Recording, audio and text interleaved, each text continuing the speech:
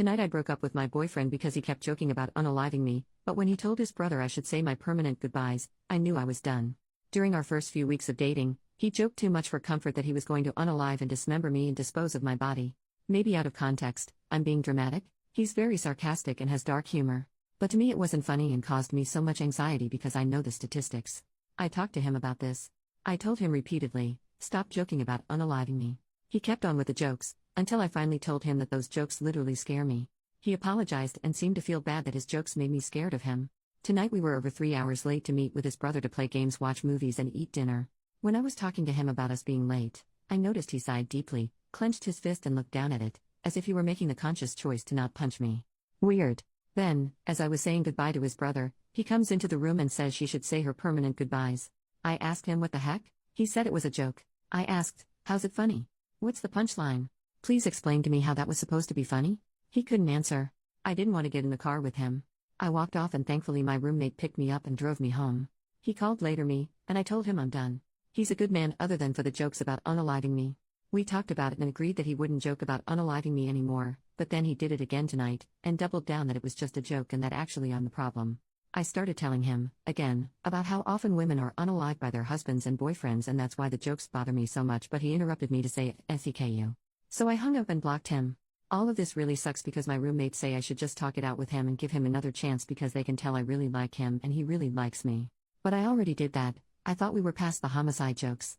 Then he did it again tonight while he was angry with me, and it caused me this awful feeling in my gut that I needed to not get in the car with him, and get away from him. I've had boyfriends and male friends in the past. None of them have ever made jokes about unaliving and dismembering me, especially multiple times after I told them to stop. Have you had friends or boyfriends that make jokes like this? Where is the humor in it? What would you do in this situation? Small update in the same post, the next day. Thank you everyone for your overwhelming support. Also thank you for the important links and resources in the comments. I've learned a lot and shared them with my friends. I love this sub. I haven't heard from him and he hasn't caused any trouble since the breakup. If anything comes up I'll update this post. Top comments. Commenter number 1. When I was a teenager I would go driving around country roads and around our smallish town with male buddies from school. I'm a woman, and one night my really good friend thought it was a good idea to make a joke about chopping me up with an axe. I got really terrified because it was just an overwhelming and scary thing to hear and I started to cry. The immediate regret was obvious in my friend's eyes and he genuinely looked mortified for having scared me so bad. He started apologizing and saying it was such a stupid joke and reassured me. In the moments after making his stupid attempt at humor and seeing the impact it had, he felt remorse and wanted to correct his behavior. Your ex did not do this, or if he did, he immediately repeated the scary behavior again anyways. My friend never made a joke like that again.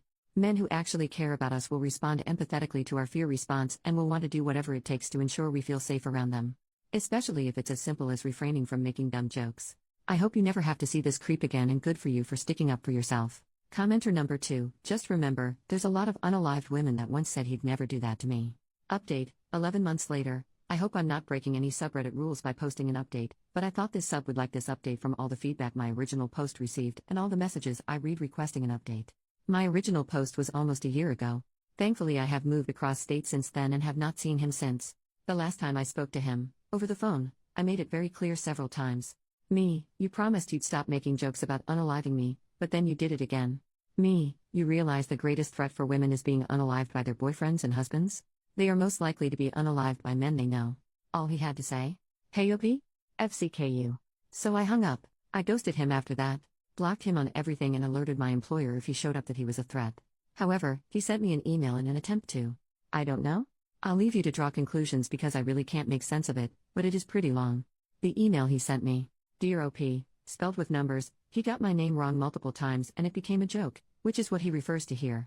I don't really know how to go about saying that I am empathetic, as I'm a me-pathetic mess. But I do feel, I can understand, and I have recognized. My actions have consequences. Clearly. I thought I was being reasonable. I gave you time and space. I wasn't sure how long I needed to wait, or if I should just do nothing, but I didn't know you had even blocked me, until today, as I had not called, and only texted that first day, expecting nothing back, yet now I understand. I should have known. I tried to call you tonight though, despite my better judgment. That's when it hit me hard. It's been almost 2 weeks. I know you don't want to be in a relationship with me, but I wanted to end this civilly, I could hope at least. On terms that we both could live on, amicably, or me, since I didn't have a choice. That terrible night was booze-ridden and unfortunately for me, the end of us. I didn't get any chance, but I made my choices, and I was cut out of you, Like the cancer I became, regardless of how much I remember, due to my memories being cut down by Irish whiskey and high haste focused. You ghosted me. Now I know how that feels, as I have done that to others. I deserve this. It's interesting because you mentioned to me that I never had to change my number in my last relationship over 5 years ago, because all I needed to do was block them. Damn, history not only repeats itself, but can be effing ironic. I lost one of my best friends. I lost you. I have been hurting OP. This hurt even more when I realized you don't even want to communicate with me. I would ask why? But I know it's because you hate me, what you think of me, what you think I am. Who likes Andrew Tate? Nobody. I embody that nobody. I am hate. I am Tate. I obviously have a lot of growing up to do. I was not aware of just how much. I do not regret you or the experiences I shared, which were awesome and different than all the treasures I had experienced with another soul. We had so much in common, and yet, the few things we didn't shaped itself into a shadow that blocked our light, your light. I regret not realizing that perhaps, I was just not ready. You are so beautiful and awesome OP, and I hate hurting you in any way, especially since you deserve so much love, and instead I gave you fear. You however only gave me happiness, you made me feel wanted, so much so that it blindsided me. I haven't been that happy in a very long time, and maybe that's why I fell for you so hard and so fast, as I had been in the dark for years, and your essence got me as high as a kite. I could see the sky for once. I was flying. I had been grounded since I had lost my wings a few years ago, and it showed. I started sinking in the sands of time. In bottles. In gates drowned by my fears. My brother lost a friend because of me. I lost because of me. I may be a good person, that does bad things, but I did a bad thing to a good person. It scares me to think that, when we do, and it will inevitably happen, as it's a small town, run into each other, you will fear me. And I will fear you. I don't want that. But, I made my grave. And I suppose I need to sleep in it. I will not call you again, as I did tonight, as much as I want to. You can always call me, but, I am aware that is about as real as my dreams coming true. I have respected your space. I haven't tried to suffocate it, or breathe your air. I just wanted to bury myself with a little dignity today, considering that I must be public enemy number one. I'm embarrassed to admit that running into your roommates or even co-workers makes me feel uncomfortable. That I did. To myself. And you. I'm sorry OP. I don't know what else to say. I know you will find someone, sooner or later, who will treat you with respect and make you feel loved. I am not him.